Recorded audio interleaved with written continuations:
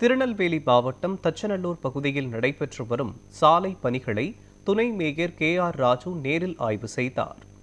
திருநெல்வேலி மாநகராட்சி பகுதிகளில் பொதுமக்களின் நீண்ட நாள் கோரிக்கைகளை ஏற்று பல்வேறு அடிப்படை வசதிகள் மேம்படுத்தப்பட்டு வருகின்றன. இதன் ஒரு பகுதியாக தச்சநல்லூர் மண்டலம் 2வது வார்டிற்குட்பட்ட பகுதிகளில் புதிய தார் சாலைகள் அமைக்கும் பணிகள் நடைபெற்று வருகின்றன.